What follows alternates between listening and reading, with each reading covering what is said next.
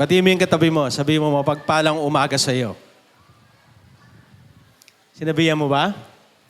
Anong sabi din? Tumugon ba? Tumugon din? Oh, praise God. Sa ating pong pagpapatuloy ng ating series na Bagong Gawi o New Habit, ang ating series verse ay matatagpuan sa Efeso 4:22 to 24. At ito po ang sinasabi. Iwanan na ninyo ang dati niyong pagkatao at pamumuhay. Ang pagkataong ito ay siyang na pagpapahamak sa inyo dahil sa masasamang hangarin na dumadaya sa inyo. Baguhin na ninyo ang inyong pag-iisip at pag-uugali at isuot ang bago ninyong pagkatao na nilikhang naaayon sa matuwid at banal na Diyos. Yan po ang ating verse sa ating series na New Habit. Kasi po yung habit na ito po ay nagbabago ng ating buhay ngayon at maging sa future natin. Kaya yung ating pong unang mensahe po, yung develop the habit of prayer, isa pong dapat po na meron tayong mga habit. Ito po yung alin? Yung habit of prayer. Kasi po ito po dapat na isang kasanayan na meron tayo. Na talagang nagbabago ng buhay ng isang tao. Sapagkat sa atin po dito, marami po tayong ipinanalangin at dahil sa panalangin na yon, marami ang nabago. At sumunod po ang ating mensahe, yung keystone habit, itong habit na ito, yung mga habit na ito na magpapabago dun sa ating pang marami mga habit katulad ni Daniel. Na kung saan kahit may peer pressure na ginagawa ng kaaway, kasi ang kanyang paligid sa trabaho, pero dahil sa habit na ito, anong habit na ito? Yung malalim na pagkakilala sa Panginoon at panalangin, hindi nagpabago yon sa anuman sitwasyon ng buhay niya. Kaya anuman ang mangyari, sunugin siya o pakain sa leon, nananatili siyang matatag. Dahil sa habit na yon, dahil meron siyang pagkakilala sa Panginoon na siyang magliligtas sa Kanya at nagbigay yon ng lalong lumapit sa Panginoon. Kaya huli po natin yung breaking bad habits. Ano po? Yung kapag meron tayong gustong ilagay, kailangan tanggalin natin yung mga habit na yun. Ano yung habit na yun? Ito yung masasama. Kaya pag tinanong ko naman kayo, gusto niyo man masamang habit, ayaw ninyo. Pero kailangan natin tanggalin ito sa ating buhay. Kung ayaw natin ito, pero kailangan natin sirain o tanggalin ito. Upang sa ganun, meron tayong mailigay na bagong habit na kung saan ito ay maganda. Sabi ko nga po last week, yung habit na ito na kapag ginawa mo ito yung habit na ito, alam mo yung future, ibubungan ito. Kung ang habit na ito hindi maganda, ibubunga for the future, tanggalin mo. Kung meron ka namang good habit, lalo mo siya enhance o i-develop upang magkaroon ito sa magandang future mo. Kasi po, meron po tayong mga habit hindi natin napapansin na ang resulta for the future, ikasisira ng buhay mo. Kaya, kung meron ka mang bad habit na ito, kailangan tanggalin mo ito, i-break mo ito. Upang sa ganon, ay magkaroon tayo ng magandang habit na kung saan, ngayon pa lang, ay may magandang resulta na ngayon at doon sa future natin. Siguro, pag tinanong ko kayo, gusto niyo po dito may gusto matagumpay ang kanyang future, lahat tayo a-agree. Pero dapat ngayon pa lang, i-develop na natin yung magkaroon na tayo ng habit na kung saan ay magkakaroon tayo ng magandang resulta for the future. Kaya ngayon pa lang, mag-establish na tayo ng habit na tunay na magbibigay sa atin for the good future natin. Okay? At sa susunod po natin, sino po dito yung yung sa pagsasalita ay minsan medyo tayo? Yung machine gun. Isa, lalo na mga nanay, O pag talagang hindi natin mapipigilan, lalo yung pananalita. Sabi nga sa Bible, ito yung isang maliit na parte ng katawan ng tao, pero ang hirap pigilan. Ano po? Ang hirap pigilan. Yan po ang mensahe natin sa umagang ito. Meron po akong illustration. Meron pong isang assistant at isang boss. Itong boss na ito, masama ugali. Talagang hindi maganda ang pag-uugali. Kaya yung assistant ay ang kanyang trabaho ay linisin din yung desk o lugar ng room ng boss niya at diligan yung halaman. Dahil nga masama ugali ng boss niya, yung assistant, kung ano-anong sinasabi. Habang siya ay nagdidilig ng halaman, kung ano-ano yung sama ng loob niya, doon niya sinasabi saan? Sa halaman. Kaya habang naglilinis siya, nagdidilig ng mga halaman, yung sama ng loob niya, sinasabi niya dun sa halaman. At yung nalinis niya na yung test niya, tatapos niya, at dumaan yung panahon, yung halaman na buhay, pag nakita yung mga halaman, ganyan, healthy. Dumating sa panahon, yung healthy halaman, ganito na. Patay na at lanta na. Alam niyo po, minsan, ganyan ang epekto ng pagsasalita. Na minsan masakit, hindi natin na-realize na may buhay na nasisira, may damdamin na nasasaktan at pusong umiiyak. Ganun po ang ka-powerful ang salita ng atin tayo. Kaya dapat ngayon pa lang bantayan na natin. Alam niyo po kung bakit? Kasi meron po kapangyarihan ng ating pananalita. Ano po sabi sa Kawikaan 18:21? Ang salita ng tao ay makapagliligtas ng buhay o kaya'y nakamamatay. Kaya mag-ingat sa pagsasalita sapagkat aanin mo ang bunga nito. Ano niyo po? Na hindi lang tayo nagsasalita. Katulad ng aking illustration na akala niya kahit hindi sa tao niya sinasabi may epekto sa halaman. Di ba, sino po dito ang nag-aalaga ng halaman? Lalo ng orchids. Di ba, mostly kinakausap yan? Kinakausap po yun ng iba yan, ng mga plantitas. Kinakausap po nila yan. Kasi alam po nila na may kapangyarihan ang kanilang mga salita. At ganun din po tayo. Bilang mga mananampalataya, hindi nyo po napapansin?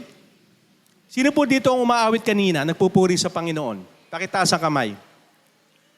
Pero minsan, nagagamit po natin yung labi natin sa mga hindi magaganda. At winaningan tayo ng Panginoon. Sabi nga dito, kaya mag-ingay kayo sa pagsasalita sapagkat aanihin mo ang bunga nito. Ano man ang sinasabi natin, aanihin po natin. Ang nakakalungkot, we worship the Lord, pero itong labi na ding ito, ginagamit natin para saan? Sa masasama. Pero ayaw ng Panginoon, kasi itong mga labi natin ay kinirate ni Lord para magbigay ng kaluwalhatian at pagpupuri sa Panginoon. Kaya nakasalalay ang ating mga dilaw pananalita kung buhay man o kamatayan ang ating sinasabi. Ibig sabihin, kine-curse mo ba o bine-bless mo ba ang tao sa pagsasalita mo? Kasi yan po minsan nakakasanayan natin. Kahit even we are Christian, we're not aware sa ating sinasabi. Hindi natin alam kung nakakasakit na tayo, basta maganda, nasabi mo. Pero malinaw po ang sinasabi dito ng ating pananalita, pwedeng magligtas o ikamatay ang ating sinasabi. Ang inaano pa sa atin ng Panginoon, aanihin natin ang bawat salita na namumutawi sa ating mga labi. Ano? Words can destroy or build up. Kaya mag-ingat tayo sa mga lalabas sa ating mga labi dahil may kapalit o kabayaran ito. Kaya ito po ang ating mensahe po sa umagang ito. Be a blessing with your words o maging pagpapala sa iyong pananalita. Ano yung bakit? Sa ating pong pagsasalita, diyan ka po malalaman kung sino ka.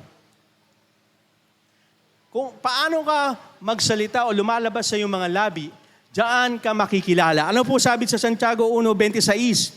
Kung inaakala ng sino man na siya'y religyoso, subalit hindi pinipigil ang kanyang dila, kundi dinadaya ang kanyang puso, ang relihiyon ng taong iyon ay walang kabuluhan. Even you are a Christian, pero kung ang lumalabas sa mga labi mo ay masasama, Christian ka pala, bakit ganyan ka magsalita? Kaya yung religyoso, panlabas lang po yan, panlabas na Christian lang po yan eh.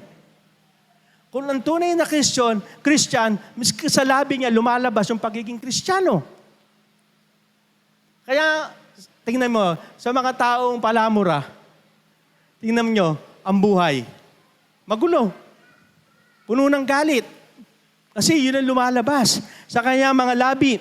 Kaya paano ba natin gagawin ito upang hindi natin magkaroon tayo katulad na kung ano yung sino ka, Kristiyano ka, talagang Kristiyano ka. Ano sabi dito sa Mateo 12:33-34? O gawin ninyong mabuti ang puno at mabuti ang bunga nito.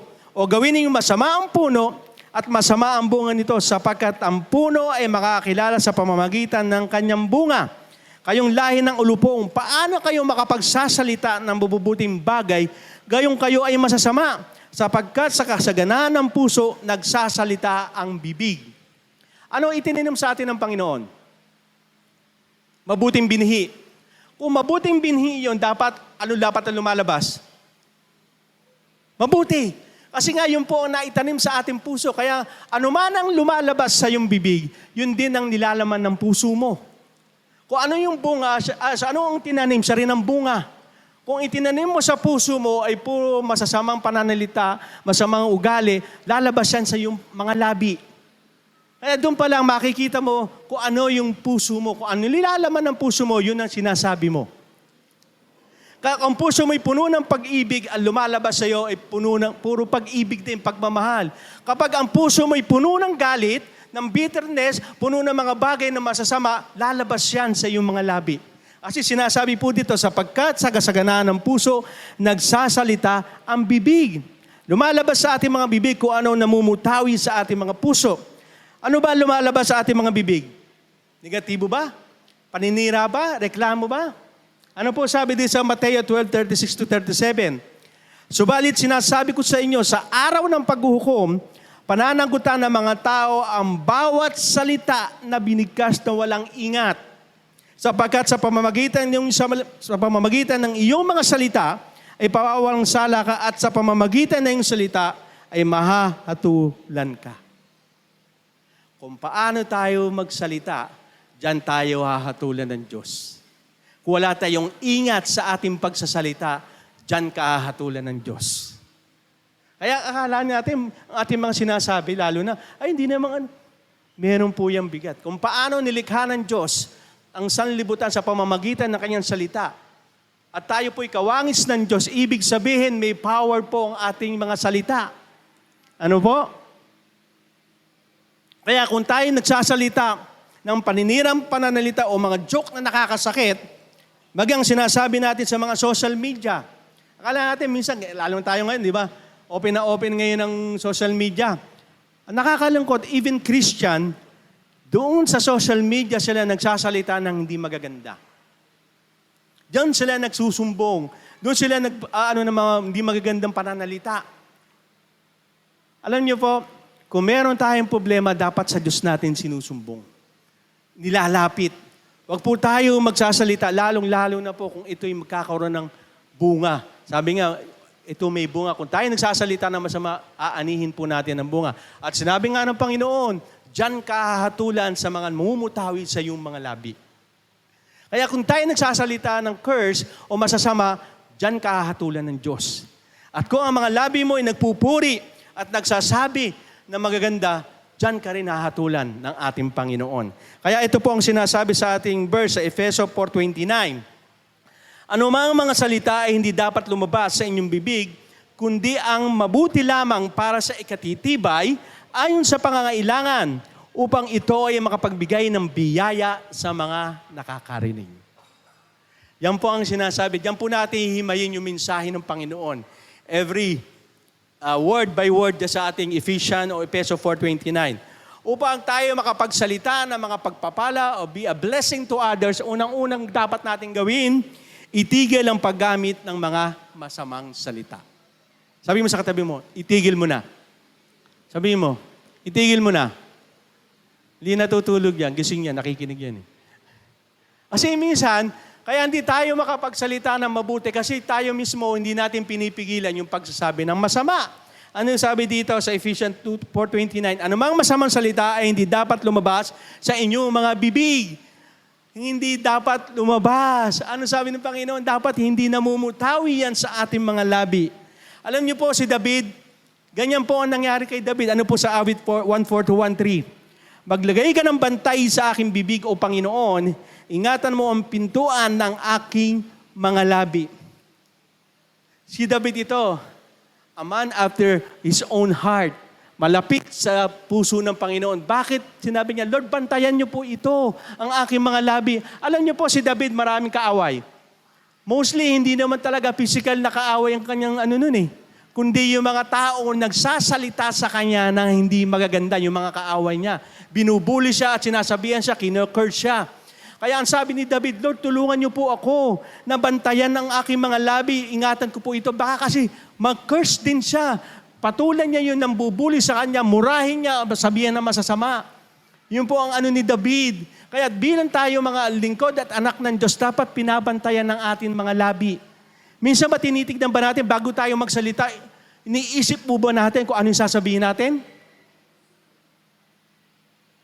Minsan na ano yun na po ba yun, na bago ka magsalita, ay iniisip mo? Kung walang pagbabantay, pag-iingat sa ating mga labi, ano mga lalabas dyan? Kung hindi mo iniingatan yung pananalita, ano po sa tingin nyo ang lalabas? Di ba? Reklamo, masasamang salita, lalo na pag ikinagalit, di ba? Emosyon mo. Ano? Kaya dapat itigil ang ang masasamang salita, unang-una din, itigil ang pananalitang may panlalait. Sino ba naka-encounter na ganyan? Nanood ka sa TV, may pinakita doon, isang artista. Hindi maganda ugali, sinasabi nung nagsasalita. Pero ikaw din, oo nga, ang sama ng ugali niyan. Nakapanlait agad tayo, no? Pero hindi naman tayo kilala ng tao. Hindi naman natin siya nakakasama sa araw-araw. Ang bilis natin manlait sa ating mga labi kahit hindi tayo alam doon sa tao na yon. Minsan na yan, di ba? Nakikiayon tayo pero hindi naman natin alam ang sitwasyon, ano nangyari. Basta mahalaga, lumalabas sa ating mga labi. Yung mga panlalait na ito, ano sabi sa Santiago 3:9-10? Sa pamamagitan nito ay pinupuri natin ang Panginoon at ang Ama. At Ama, sa pamamagitan nito nilalait natin ang mga taong ginawa ayon sa larawan ng Diyos. Mula sa iisang bibig lumalabas ang pagpupuri at panlalait. Mga kapatid ko, hindi dapat maging ganito. Sabi ko po kanina, di ba? Nagpupuri tayo sa Panginoon, pero minsan ang labi natin, ginagamit din natin sa panlalait. Kahit sabihin na natin totoo yung bagay na yon, pero ang gusto ng Panginoon, hindi mamutawi sa atin, yung lanlalait tayo. Totoo naman, pastor, ang ilong niya nakaganon talaga eh. Di ba yung ganun, minsan sinasabi na natin totoo, pero ito ba ay naaayon talaga sa gusto ng Panginoon. Kasi ang gusto ng Panginoon, mamutawi sa atin yung mga bagay na mabuti. Lalo na po yung pagmumura. Sino dito yung bata pa siya nakapagmura na? Ay, ang babait nyo ha. Hindi kayo nakapagmumura ha. Ang babait nyo pala. Yung mga abusive speech, yung mga pag narinig mo, para ka sinapak. Dahil sa sobrang pananalita? Hindi po ba na yun? Ano sabi sa Colossus 3:8? Kung ngayon itakwil ninyo ang lahat ng mga ito, galit, poot, masasamang pag-iisip, panlalait, maruruming pananalita mula sa inyong bibig. Alam niyo po, minsan sa sobrang galit natin, di ba? Nakapagsasalita yun ng hindi maganda. Sino po yung nakaranas ng ganun? Sa sobrang galit mo, sabi mo dun sa tao, mamatay ka na. Di ba minsan ganun? Hindi ka na sana yumaman. Sana lamunin ka na ng lupa. Alam mo yung mga abusive speech po yun. Pananalita na wala kang mararating, wala kang kwenta. Pananalita na hindi ka magbabago, matatapos na ang mundo. Ganyan ka pa rin. Para marami na kayo ko Di ba minsan tayo ganon dahil sa galit natin, sa inis natin. Ilang taong ka na, hindi ka pa rin nagbabago. Abusive speech po yun. Kaya dapat tignan po natin na yung ating pananalita ay may kasama bang panlalaim. Alam niyo po, ang buhay po ng isang tao parang malinis na papel. Ito po yan, Ito ang buhay natin. Na every time po tayo nagsasabi ng masasamang pananalita, abusive, panlalait, nagmamarka po yan. Every word na masama, nagkakaroon po ng butas sa ating buhay. Napansin nyo? Panlalait, hindi ka na aasenso, hindi ka na magbabago buhay mo. Ganyan ka na, tamad ka na. Hindi ka makakatapos, hindi ka na yayaman. Nakita nyo? Yung dating malinis na buhay, dahil sa masasamang pananalita, ano yung nakita nyo? Ano yung nakita nyo? Mga sirana, na kahit takpan po natin yan, Takpan natin ang tape, isa-isa. May nakikita pa rin kayo? Meron pa rin. Ganyan po ang ating pananalita. Na kahit sabihin mo matagal na nangyari, kahit ito po ay sabihin mo ng out of ano lang, dahil nagalit ako, masama lang ang loob ko, pero meron na pong mantsa yan.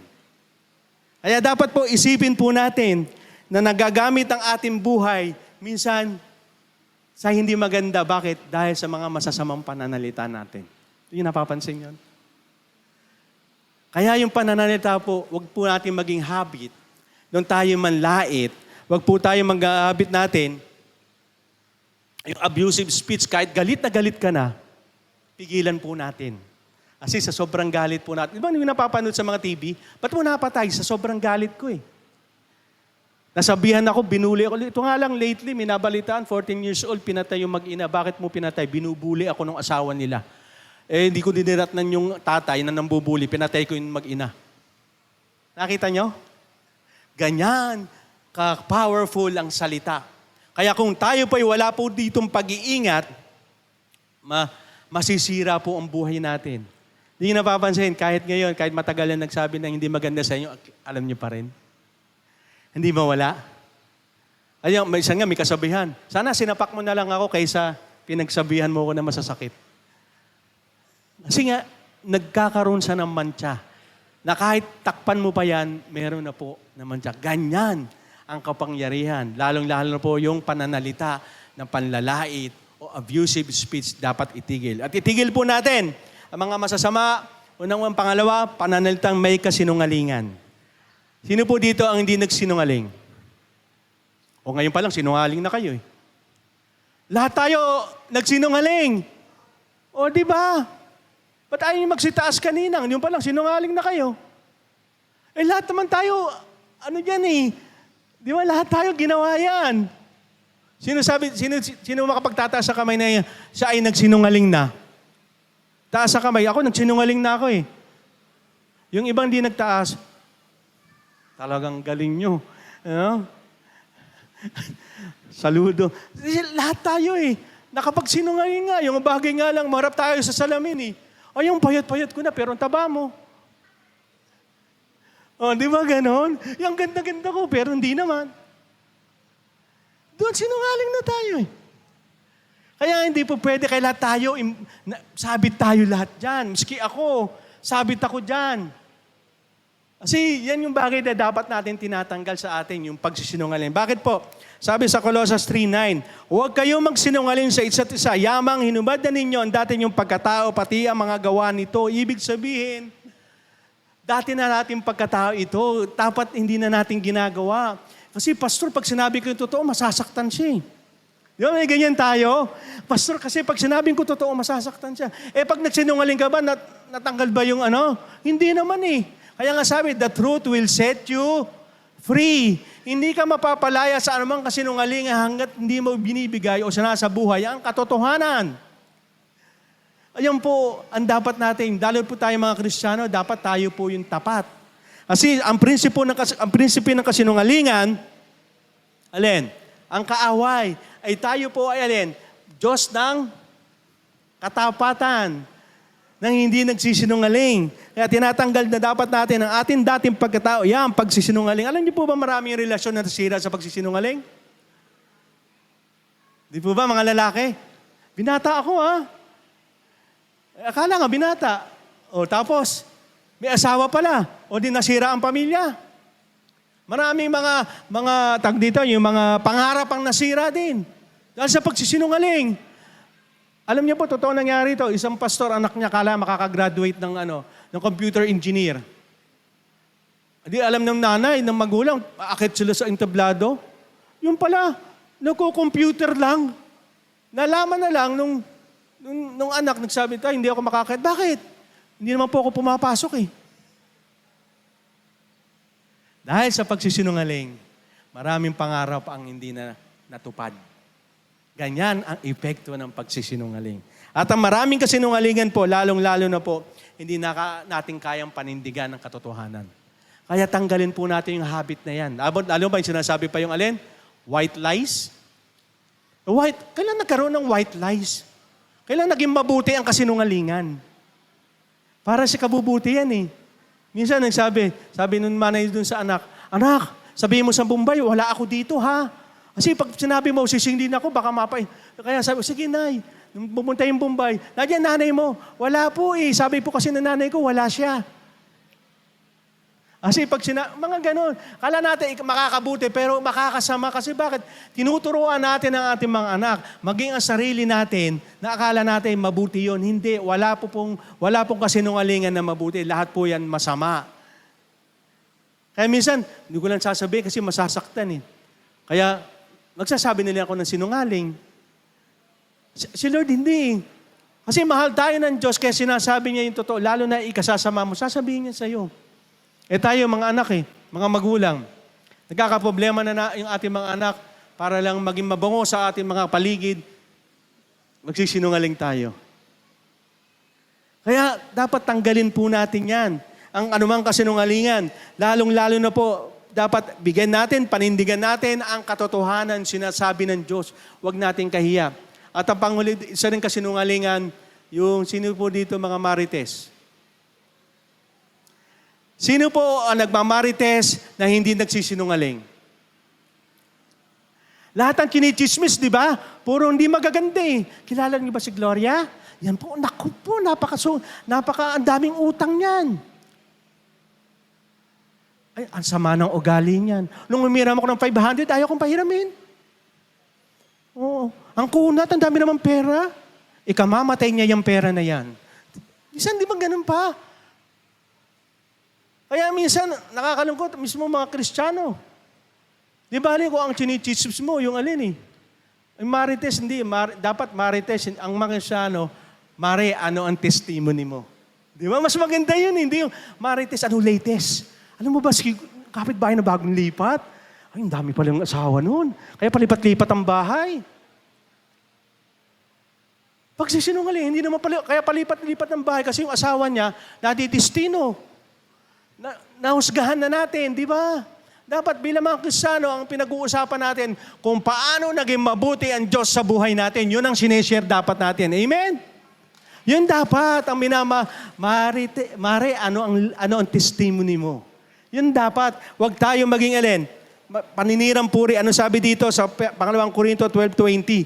Sapagkat natatakot ako na bago pagdating ko, matagpuan ko kayong hindi gaya ng nais ko. At ako ay inyong matagpuan hindi gaya ng nais ninyo na baka mayroong pag-aaway, paninibugho, galit, pagiging makasarili, paninirang puri, chismis at kapalaluan at kaguluhan. Ano sabi ni Apostol Pablo? Mismo sa loob ng church ng Corinth, nangyayari yan. Itong sinasabi niya ay pag-aaway, paninibugho, galit, pagiging makasarili, paninirang puri, chismis, kapalaluan at kaguluhan. Sa loob mismo po ng church, nangyayari yan. Sinabi ni Apostol, kaya baka pagdating ko dyan, yan ang makita ko sa inyo. Nagchichismisan kayo, naninirang puri kayo, nag-aaway-aaway kayo. Mismo sa loob na ng church, ha? Kaya, mostly doon na nakikita natin yung ating pananalita, yung ating pagsisinungaling sa isang tao na nasinisira ang isang reputasyon ng isang tao. Lalo na kapwa-Kristiyano mo. Alam mo, sinisiraan mo yung imahe ng ating Panginoon. Kasi yun, kaya nga si Apostol Paul, kaya nagkaroon ng 2 Corinth. Dahil dyan first and second, dahil sa ugali ng mga taga-Korinto. Sabi, mga Kristiyano na kayo, ba't ganyan kayo? Nagsisiraan kayo, nag-aaway-aaway kayo. Nilalait nyo ang bawat isa. Alam niyo po ba ang chismis? Hindi po siya nakakabuti ng isang buhay ng isang tao. Kami nga nag-aaway, nagkakabarangay dahil dyan. Kaya dapat iniiwasan po natin yan, ang pagkakalat ng maling impormasyon. Kasi lahat po ng chismis, accurate ba? Hindi naman Sino di po ang nagchichismis, di ba, karamihan? Pag chinismis mo, ang binili lang isang rep, 2 doors. Nung chinismis mo, 2 na. Tapos folding na yung rep na binili. Hanggang nagsalin-salin yan, naiiba ng impormasyon, nagiging fake news na yan. Oh, di ba?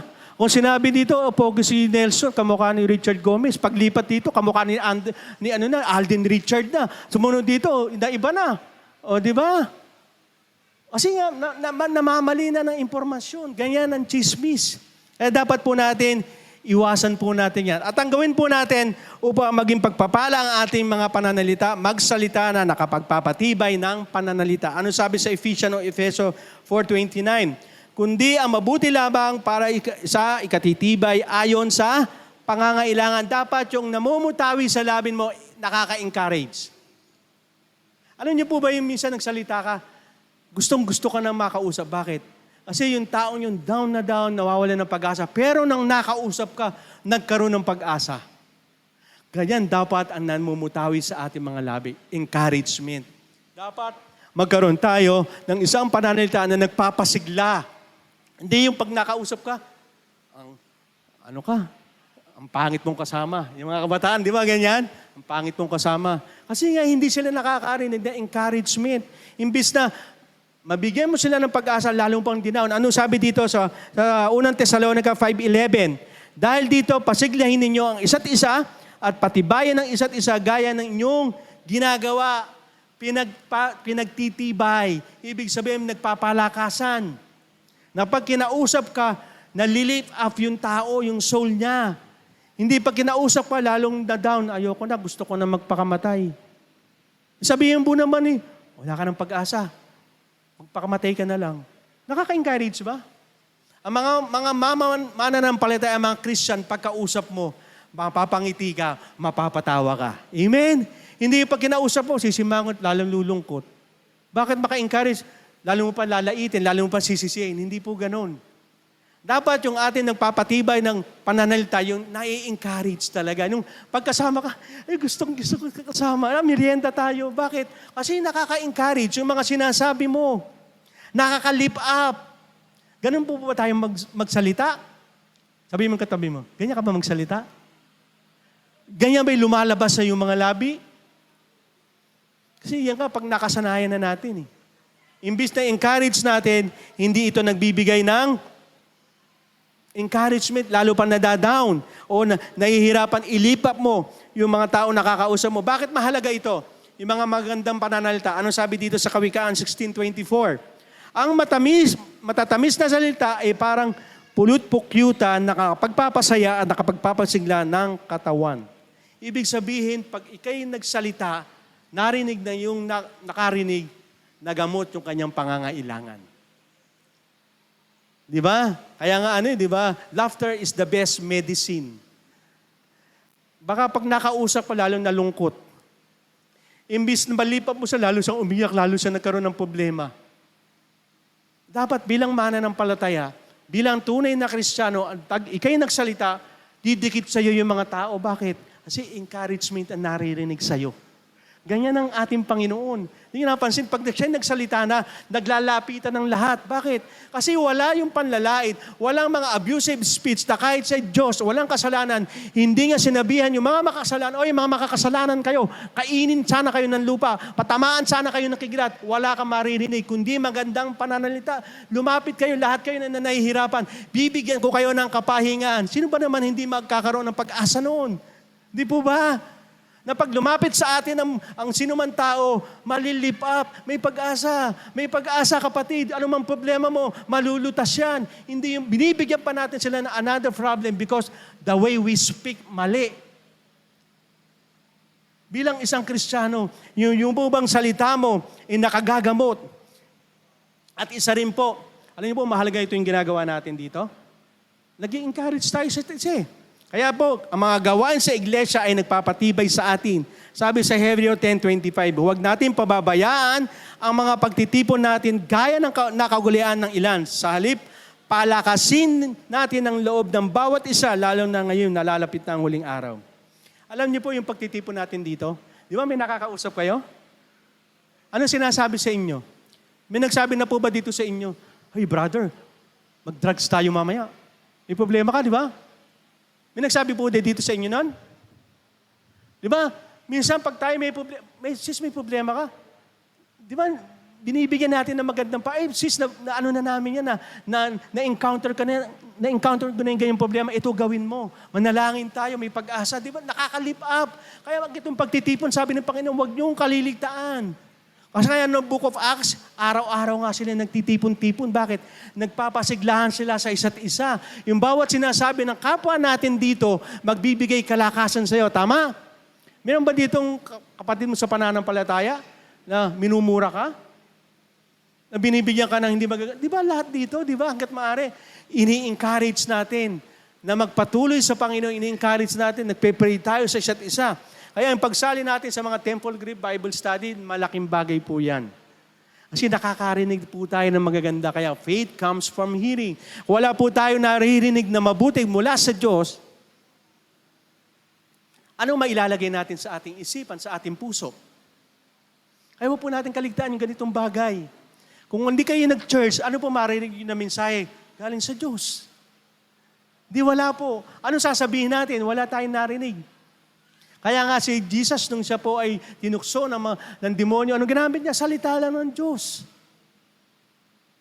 Hindi yung kinurse niya yung evil niya, pwedeng gawin niyo, pero hindi. Bakit? Kasi nga ayaw mamutawi sa mga labi ng Diyos, yung mga hindi magaganda. Lalong-lalo na, dapat maka-encourage. Ano sabi sa Efeso 4:15? Sa halip, ipahayag natin ang katotohanan na may pag-ibig upang sa lahat ng bagay, higit tayo maging katulad ni Kristo na siyang ulo ng iglesia. Yung pagsasabi ng katotohanan, pero may pag-ibig. Naano nyo na po ba yun minsan? Dahil sa ganyong, alam niyo yung katotohanan, gusto sabihin nyo sa isang tao, pero mali yung pamamaraan. Pero totoo yung sinasabi nyo. Nangyayari po yan sa mga Kristiyano. Yung, dahil, alam mo yung katotohanan, sasabihin ko sa'yo, pero the way we talk, mali ang pagbibigay. Imbes na maranasan yung pagtutuwid, nararanasan yung condemnation. Yung sabi, may ginagawa kang kasalanan, nagnanakaw ka. Alam mo, brother, masama yung pagnanakaw eh. Mapupunta ka sa hell. Oh, anin mo na yan. Karoon ka ng pag-asa, kundi ngayon pa lang, mapupunta ka na sa impyerno. Ano sa tingin nyo? Yung mararamdaman nung sinasabihan ko. Di ba? Mawawalan ng pag-asa. Ganito na pala mangyayari. Wala na. Magpapakasama na lang ako. Dati ang aking dinanakawan, ay nanay ko, ngayon bangko na. Bakit? Walang pag-asang sinasabi. Magsabi ka man ng katotohanan pero walang pag-ibig, ano mangyayari? Parang judgment. Lalo sa mga nanay. Di ba? Pag tayo sa mga anak natin, minsan wala nang pag-ibig eh. Pag tayo mag-sermon, ako, ganyan din po ako. Kaya ako, minsan, hinihingi ko ng tawad niya. Kasi minsan, dahil gusto mong matuwid yung anak, dahil mahal natin pero hindi napapakita yung pagmamahal. Napapakita ng ating ginagawa, imbis na katotohanan galing ito, hatred. Sabihin ng anak, hindi na ako mahal ni daddy, mommy. Bakit? Dahil the way we speak. Kahit totoo yung sinasabi mo, pero mali yung pamamaan, walang pag-ibig, hindi po maganda sa pandinig. Alam nyo, pagsasalita ng katotohanan sa iba dahil sa pagmamahal mo sa kanila, pero walang panghusga. Ano sabi sa Kawikaan 15:1? Ang malumanay na sagot ay nakapapawi ng puot, ngunit lalo nakapagpapagalit ang pabalang na sagot. Sabihin natin to with calmness. Hindi nagagalit o mga pagsusumbat. Kasi minsan lumalabas tayo self-righteous. Bakit? Totoo naman Di ba maraming Kristiyano, minsan nakakalungkot yung, sino nakakakilala kay Alvin Aragon? Di ba Christian siya? Pero yung kanyang abusive speech, medyo Lalo yung kanyang anak-anakan ay LGBTQ. The way he speak, parang walang pag-ibig. Kasi, alam natin ang katotohanan parang si Jesus, pero pag sinabi niya sa iyo yung pagkakamali mo, hindi mo mararamdaman na ikaw hinuhusgahan. Dapat iwasan natin bilang mga Kristiyano yan. Even we are Christian, ako tama, mali ka. Ito gawin mo, pero walang pag-ibig. Kaya paglingkuran natin ang pangangailangan ng iba sa iyong pananalita, ang sabi sa Efeso 4:29b, upang ito'y makapagbigay ng biyaya sa mga nakakarinig. Yung bang salita mo ay nabe-bless yung nakakarinig. Minsan inisip mo na ba, pag ikay nagsasalita, Yung bang sinabi ko na bless yung nakarinig? Yung bang tayo nagsalita, napangiti yung sinabihan mo? O minsan nagpasalamat sa'yo? O minsan sinabi, thank you sa sinabi mo? O yung nagsalita ka, nilayuan ka? Nung nagsalita ka, kinurse ka pa? Yung nagsalita ka, sasabihin ka pa, ang pangit mong kasama? Dapat hindi ganun. Dapat yung ating pananalita ay umuukma doon sa pangangailangan ng iba. Ano po sabi dito? Magdudulot ng mabuti sa mga nakakarinig. Yan po ang ginawa ni Jesus. Ito po ang sabi dito sa 1:8-10-11. Tumayo si Jesus at sinabi sa babae, nasaan na sila? Ito yung babae sa Magdalena kung saan bayaran siyang babae. Dahil ang kaugalian noon, pag ikaw ay ganyan ang hanap buhay mo, babatuhin ka, stone to death, babatuhin ka hanggang mamatay. At nung ito yung nangyari, ito po sinabi, tumayo si Jesus, sinabi sa babae, nasaan na sila? May umatol ba sa'yo? Sumagot ang babae, wala po. Sinabi ni Jesus sa kanya, hindi rin kita hatulan, huwag ka nang umalis, pero huwag ka nang muling magkasala. Yung nasa paligid niya, hinatulan na siya. Yung babaeng bayaran, hinatulan na siya. Nung nasa paligid niya, babatuin na siya. Nung sinabi ni Jesus, sino man sa inyo walang kasalanan, unang bumato. Kaya nung sinabi ni Jesus, nasaan yung babato? Wala na po. Anong response ni Jesus? Kahit ako, hindi kita hatulan. Huwag ka na muling magkasala pa, humayo ka na. Anong nakita po natin? Even Christ na hindi nagkakasala, Diyos siya, pero hindi niya hinatulan yung babaeng makasalanan.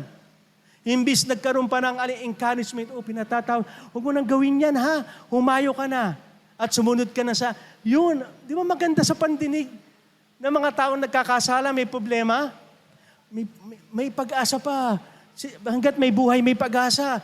Ilapit natin sa Panginoon. Kasi minsan, nakagagawa na ng hindi maganda ang ating kapwa, dinadown pa natin. Yung ating pananalita, hindi na angkop sa pangangailangan. At paano? Hindi na nakakatulong. Pag lumapit sa'yo, brother, may kasalanan ako eh. May asawa na ako pero pumatol pa ako sa isang babae. Minsan tayo mga Kristiyano, ano ka ba naman? Kristiyano ka na. Nagkakaganyan ka pa. Pumapatol ka pa. Wala ka bang wisdom?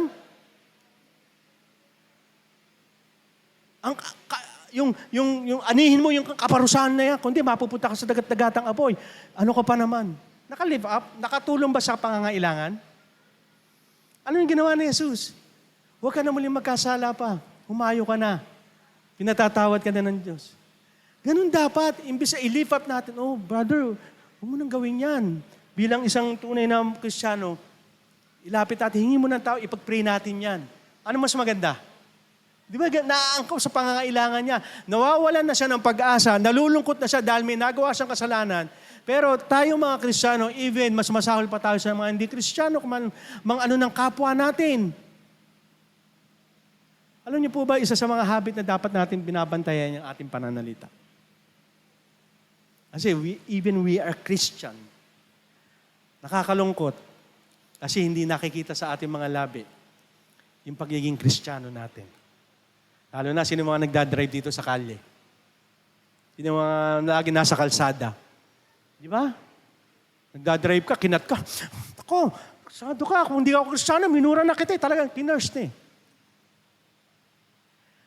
Ako, guilty po ako, lalo sa mahabang pila. Nagsasalita ako ngayon. Naano ko na po kasi hindi pala dapat makarinig. Makarinig, kapak, pastor, nagsasalita ka.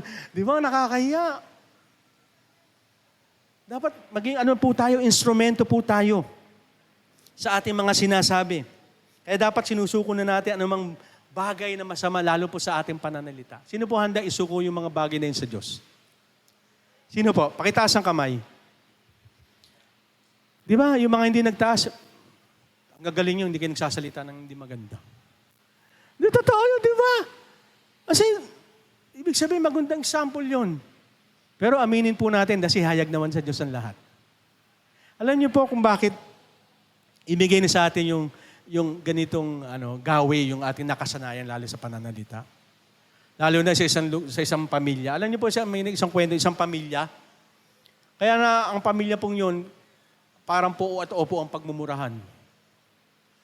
Kaya hindi masasabi bakit nakasanayan sa loob ng bahay. Kaya yung matalisod lang, mura na Puyo di ay. Nagkamali ng PUTI. Kasi nakasanayan na eh. As nakasanayan na rin na i-curse din ng pamilya. Ano ba yan, anak? Ang tamad-tamad mo, ayaw mo kumilos. O so naging tamad. Di ba sabi mo, tamad na tamad? O, yan ang nangyayari. Kaya wag po tayo mga magulang, po tayo magka-curse. Kahit totoo yung nangyayari, ibaligta rin natin. Kahit yung tamad yung anak mo, sabi mo, anak, ang sipag-sipag mo. Di ba ganon? Mapapangiti yan. Dati hindi naman totoo eh. Kaya nga, magiging totoo yan. Anak, lagi ka sumusunod. Wala na yung weight sa iyong mga labi. Lagi yung yes, susunod na po, wala na yung weight. Kahit weight siya ng weight.